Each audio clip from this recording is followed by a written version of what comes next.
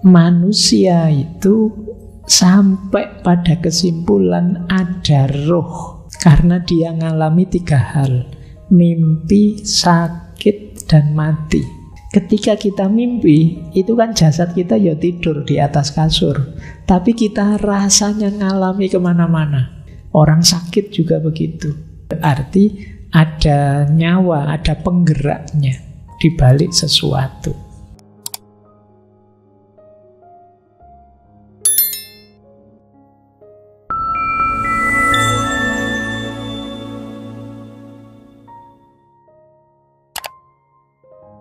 Assalamualaikum warahmatullahi wabarakatuh.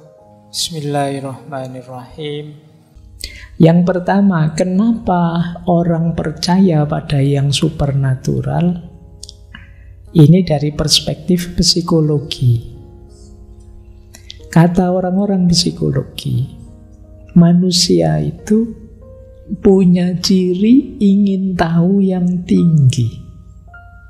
Namanya curiosity. Kalau ada apa-apa, dia selalu bertanya. Kenapa ya kok hujan turun? Kenapa musim berubah? Kenapa sekarang musimnya kacau? Kenapa kok kadang hujan, kadang enggak? Padahal harusnya sudah musim hujan. Itu kan kita selalu bertanya. Kita tidak pernah menghadapi fakta dengan netral saja. Kita selalu bertanya, mengapa begini, mengapa begitu? Dari banyak pertanyaan itu, ada yang bisa kita jawab, ada yang tidak bisa kita jawab. Ketika kita sama sekali tidak berdaya mencari jawabannya, mungkin wawasan kita kurang, ilmu kita belum cukup, mencari kemana-mana tidak ketemu.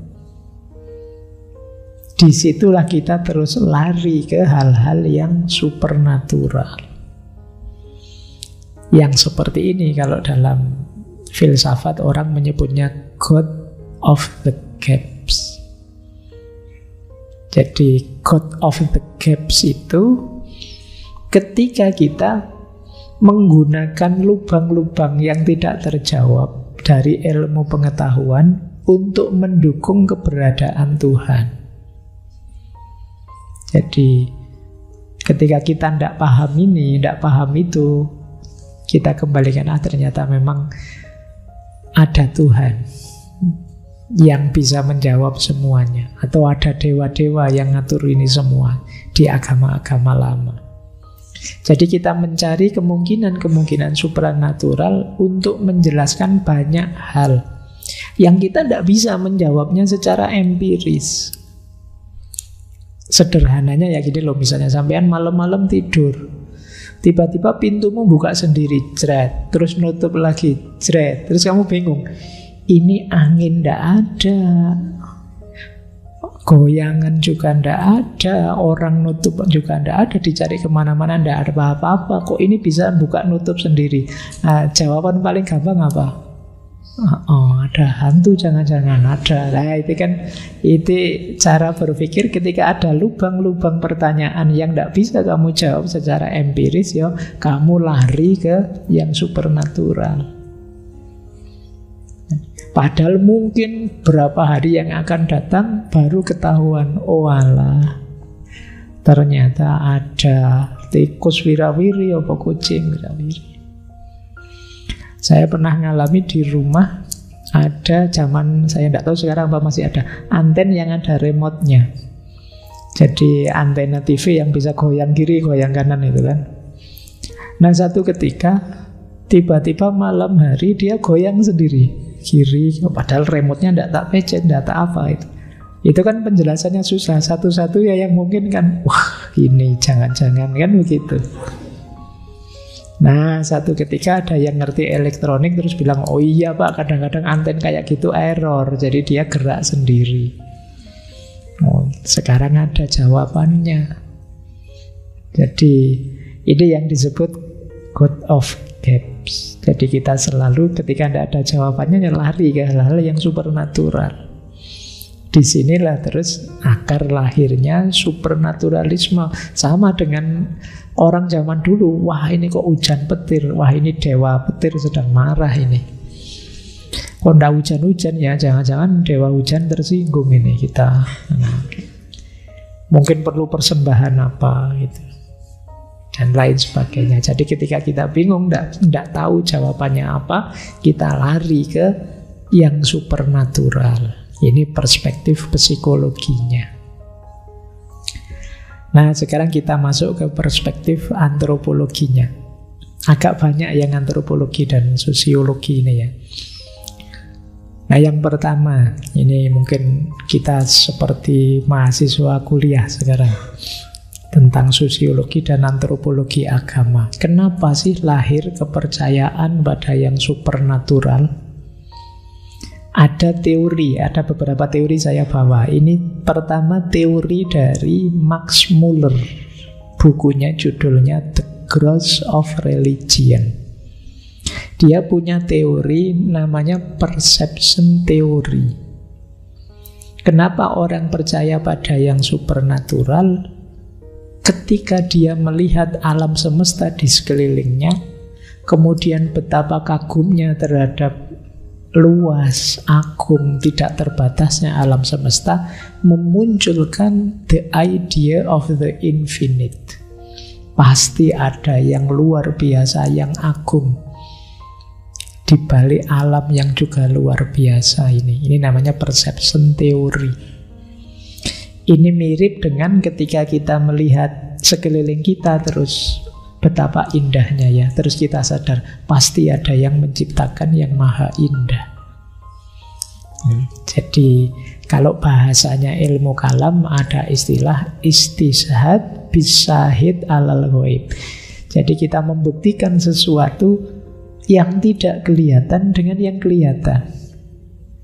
Jadi misalnya ingin melihat tadi Pak Faiz datang enggak ya? Terus sayanya sudah pulang, tapi begitu lihat, oh iya minumnya tinggal separuh, berarti datang tadi. Itu namanya bisyahid alal ghaib. Dari bukti yang ada, kita simpulkan sesuatu yang hakikatnya kita tidak bisa ngakses, kita tidak tahu. Nah, sama, perception theory juga begitu. Dari gejala-gejalanya kita simpulkan adanya. Dari pintu yang jalan sendiri kita simpulkan, oh mesti ada penghuninya ini. Nah, itu namanya perception theory. Dari cahaya putih-putih lewat terus kamu simpulkan, wah, terus dilingkari merah, perhatikan kan. Ya. Jadi di situ terus kamu percaya pada yang supernatural. Saya lanjutkan. Nanti ada teori kedua. Teori kedua namanya animist theory. Yang menulis terkenal sekali Edward Burnett Taylor. Bukunya judulnya Primitive Culture. Kalau ini cara berpikirnya beda. Animist theory berarti teori tentang roh. Manusia itu sampai pada kesimpulan ada roh karena dia ngalami 3 hal: mimpi, sakit, dan mati.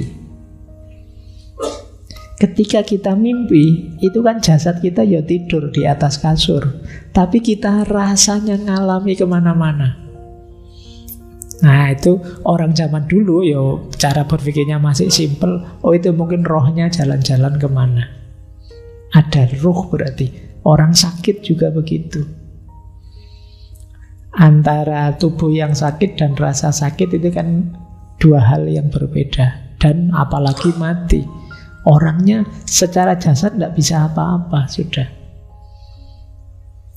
Nah jadi ada mimpi, ada sakit, ada mati. Itu menyadarkan jangan-jangan ada roh. Wong yo orang mati itu utuh sih badannya, tidak ada yang berubah. Tapi sekarang tidak bisa ngapa-ngapain. Mungkin ada sesuatu yang kemarin ada, sekarang pergi. Kalau yang jasad masih utuh, berarti ini pasti bukan jasad. Nah kesimpulannya ada pada roh. Berarti ada nyawa, ada penggeraknya. Disitulah muncul pandangan tentang anima, tentang roh di balik sesuatu. Nah, pandangan ini terus berlanjut. Berarti simbah-simbah saya dulu, saudara-saudara saya yang sudah meninggal, jasadnya saja yang dikubur, tapi rohnya berarti masih ada. Nah, dari situlah nanti muncul pandangan-pandangan dalam sejarahnya manusia, pemujaan-pemujaan pada rohnya nenek moyang. Karena berarti rohnya masih ada, berarti dia masih bisa mengunjungi kita, bisa melindungi kita. Lahirlah pemujaan pada nenek moyang.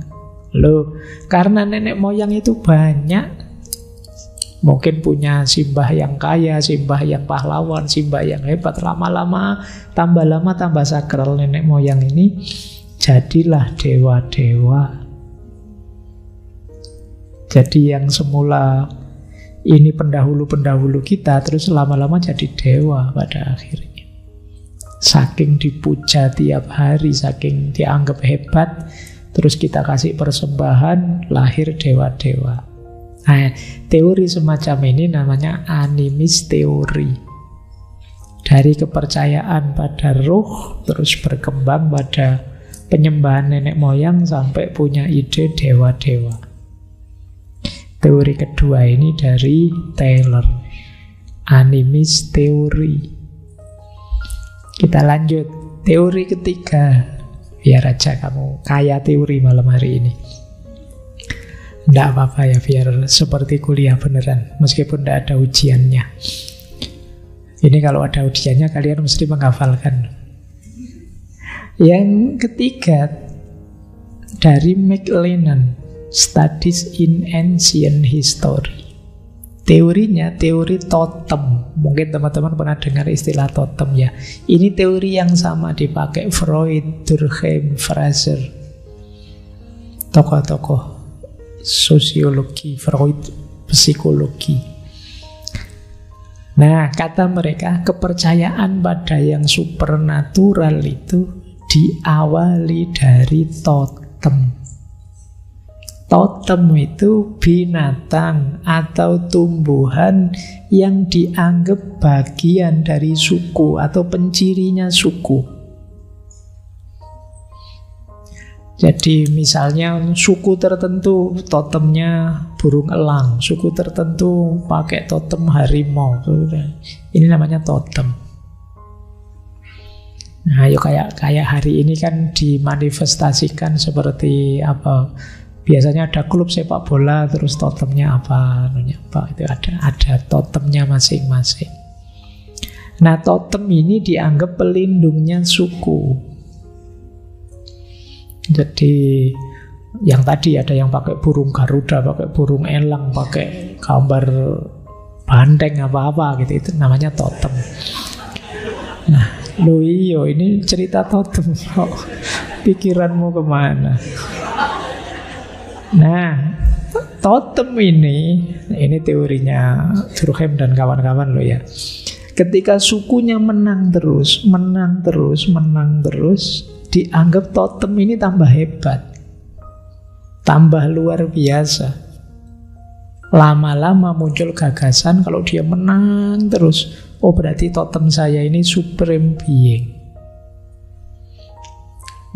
tidak terkalahkan sudah, ini memang harus disembah ini. Nah, ini namanya totem teori. Kalau dia kalah, biasanya apa? Gabung dengan totem suku yang mengalahkannya. Wah, biasanya kok saya kalah ya berarti totem saya lemah, lebih kuat totem sana, gabung ke sana sajalah. Nah, sekarang totem bersama sudah. Tambah lama suku yang kuat ini nanti tambah besar. Akhirnya muncul ide tentang supreme being. Semakin dia besar dianggap hebat. Di situ muncul pandangan tentang yang menguasai mutlak, yang supernatural. Ini namanya totem teori. Ada lagi, ini lebih panjang teorinya. Namanya teori lapisan kebudayaan atau kultur creation theory. Boleh dicari, ini teorinya John Murphy. Bukunya The origin of religion. Nah, kita lihat ya, ini menarik. Ada evolusinya ternyata kepercayaan pada yang supernatural itu dalam sejarahnya manusia, kata Murphy. Diawali dari zaman primitif sampai hari ini, itu ternyata kepercayaan pada yang supernatural itu berkembang, mengiringi perkembangan kebudayaannya manusia. Misalnya begini, zaman horizon primitif, ini manusia paling awal. Manusianya yang dilakukan mengumpulkan makanan, berburu. Ini manusia masih serba terbatas, serba lemah. Mereka kemudian lari pada yang supernatural karena rasa takut. Jadi, wah ini saya tidak berdaya, ini ada situasi alam yang begini. Jadi mereka serba takut. Diawali dari ketakutan itu, maka mereka terus percaya pada tadi animatisme. Di balik segala sesuatu ada dayanya. Karena dia masih berburu nomaden, dia menganggap dia tidak berdaya di hadapan laut. Ya, laut punya daya menghancurkan aku, angin punya daya menghancurkan aku, dan lain sebagainya. Terus dilawan juga dengan benda-benda yang punya daya, yang bisa menetralisir. Jimat-jimat, mantra-mantra, dan lain sebagainya. Ini era primitif. Setelah itu, mereka mulai berkelompok, mulai bisa bertani, bikin alat-alat sederhana. Mulai muncul animisme, kepercayaan pada roh tadi. Mulai memikirkan, iya ya ada orang mati, orang bisa mimpi, dan lain sebagainya. Karena mereka sudah mulai menetap, mulai bisa agak panjang berpikirnya. Terus percaya, kalau tadi cuma daya, sekarang percaya di balik segala sesuatu ada ruhnya. Ada ruh penjaganya, ada danyangnya, ada penunggunya. Terus berkembang lagi, namanya horizon pertanian, kata Murphy. Orang mulai mampu beririgasi, mengolah tanah dengan baik, mulai membuat suku-suku. Ruh-ruh tadi yang disebut penunggunya, yang disebut danyangnya, dan lain sebagainya, di horizon pertanian ini yang mulai maju, terus disebut dewa-dewa. Kalau sebelumnya penunggu sungai, sekarang dewa air. Kalau sebelumnya mungkin penunggu pohon-pohon, sekarang dewa gunung, dan lain sebagainya. Jadi dari ruh-ruh kepercayaannya berkembang jadi dewa-dewa. Terus masyarakat berkembang lagi, lebih berkebudayaan, kenal politik. Peradaban Mesir, Babilonia, Yunani, Romawi, ngerti dinasti kerajaan. Karena mulai bisa membentuk sistem politik, tata politik, terus dibayangkan dewa-dewa tadi juga punya struktur seperti politik. Jadi mereka percaya banyak dewa, terus ada dewa level tinggi, ada rajanya dewa, ada dewa yang tugasnya ini, tugasnya itu. Nanti ada wakilnya dewa, ada. Jadi sistemnya dibayangkan seperti kerajaan. Seiring dengan budayanya manusia yang mengenal sistem kerajaan. Nah, ini era ketika mulai berkebudayaan. Ya karena cara berpikirnya begitu, bayangannya dewa-dewa yang banyak itu juga hierarkinya seperti manusia. Nah, biasanya ini sederhananya, dari hierarki tadi kan ada dewa tertinggi.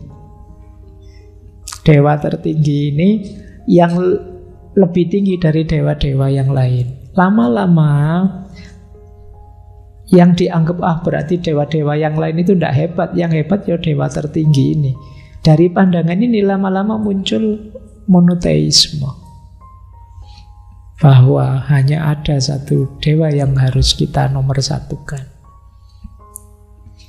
Nah, ini namanya horizon berkebudayaan. Nah, monoteisme terus mulai mengkristen di era horizon keadaban.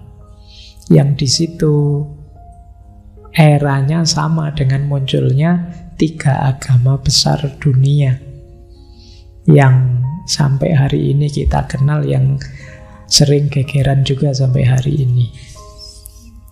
Jadi agama yang muncul sejak abad tengah ketika manusia mulai berpikir abstrak. Baik, ini namanya kultur Kreisen.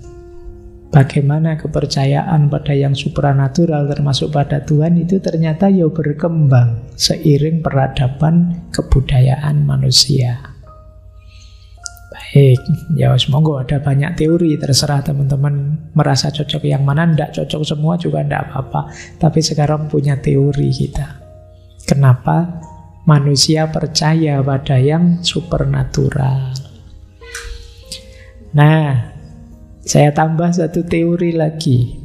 Kalau ini dari Brian Malinowski, antropolog, yang supernatural itu direspon oleh sains, magic, dan agama. 3 aspek ini cara menyikapi yang supernatural beda. Kalau sains ditolak supernatural itu. Kalau magis dimanfaatkan untuk kepentingan-kepentingan. Kalau agama diimani. Jadi ini bedanya 3 hal itu ya. Jadi ada sains, ada magis, ada agama. Kalau yang tentang supernatural, sains enggak pokoknya. Bagi sains, yang seperti saya sebut tadi, cara berpikir positivistik, supernatural itu meaningless. Meaningless itu tidak ada gunanya. Entah benar, entah tidak, tapi tidak berguna. Kenapa? Tidak bisa jadi ilmu. Bisanya ya dipercaya atau tidak dipercaya saja. Itu sains. Nah, kalau magis enggak, yang supernatural didaya gunakan untuk kepentingan. Kita ini beragama, tapi kadang-kadang menjalankan agama seperti magi. Kita pakai untuk kepentingan-kepentingan kita. Kalau zaman dulu ya kepentingan-kepentingan mungkin penyembuhan, merukunkan suami istri yang gegeran, itu magi. Nah, kalau agama harusnya lebih kuat di keimanannya, kepercayaannya. Jadi kesadaran bahwa saya memerlukan yang transenden untuk keutuhan hidupku. Tidak sekedar membutuhkan yang saya imani untuk kepentingan duniawiku, tapi justru yang transenden itu tujuan hakiki dalam hidup. Ini kalau agama.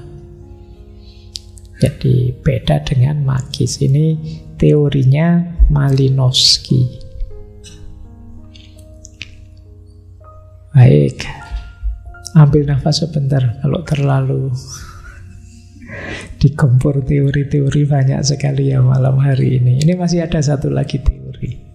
Kalian mungkin pernah dengar teori ini. Ini teori dari Auguste Comte. Dulu pernah kita bahas. Saya ulang sekilas. Kalau ini sosiologi. Jadi masyarakat itu berkembang. Tambah pinter masyarakat dalam perkembangannya, tambah dia meninggalkan yang supernatural.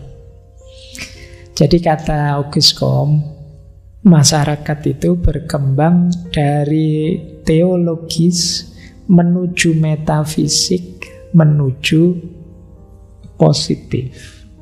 Ini mungkin teman-teman pernah dengar juga. Kalau tidak pernah, diulangi ngaji filsafat. Kita pernah membahas Auguste Comte ini. Nah, di level teologis, basis hidupnya masyarakat ya keimanan, kepercayaan. Maka yang laku adalah para teolog, ahli agama, pionirnya. Kebenarannya sifatnya mitis. Mitis itu dipercaya saja. Apa kata panutannya dipercaya saja. Ini yang disebut kebenarannya mitis. Cara menjelaskan alam ya kembali ke Tuhannya atau dewanya atau makhluk-makhluk mitologis yang dipercaya. Jadi kalau ada apa-apa, ya memang Tuhan nakdir begitu. Nah, Tuhan belum mengizinkan, selalu mengarah ke Tuhan. Ini kata Auguste Comte, tipe masyarakat teologis. Tambah pinter, nanti masuk ke ranah metafisik. Di level metafisik ini masyarakat mulai berpikir, maka dasarnya tidak lagi kepercayaan tapi akal. Yang laku pionir-pionir para filosof. Kebenarannya ya kebenaran rasional yang abstrak. Cara menjelaskan alam ya bahasa-bahasa filsafat dipakai. Ada sebab pertama, air sebab segala sesuatu. Ada substansi, ada esensi, ada aksidensi. Ini khas filsafat. Tadi hanya dipercaya, sekarang dijelaskan secara rasional. Nah, kepercayaannya mestinya tambah kuat sekarang karena ada dukungan rasio, dukungan akal. Ini satu level lebih tinggi dari masyarakat metafisik.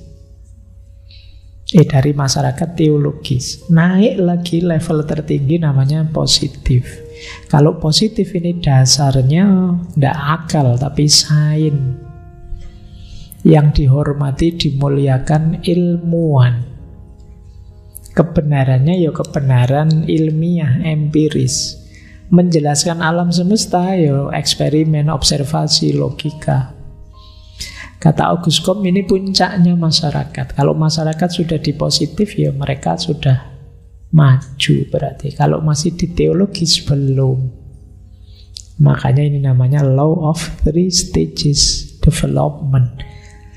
Hukum 3 perkembangan masyarakat.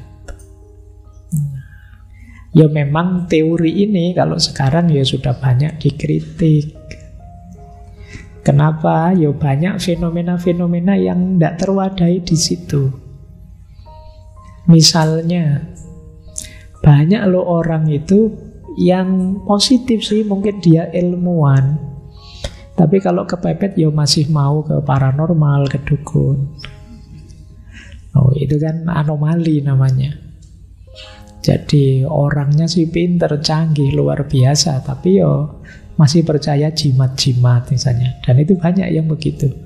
Barat yang kita sebut jaya sainsnya, ternyata juga masih banyak kepercayaan-kepercayaan pada yang supernatural.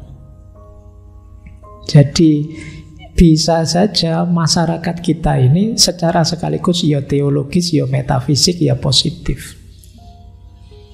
Tidak harus nunggu selesai metafisik dulu baru positif.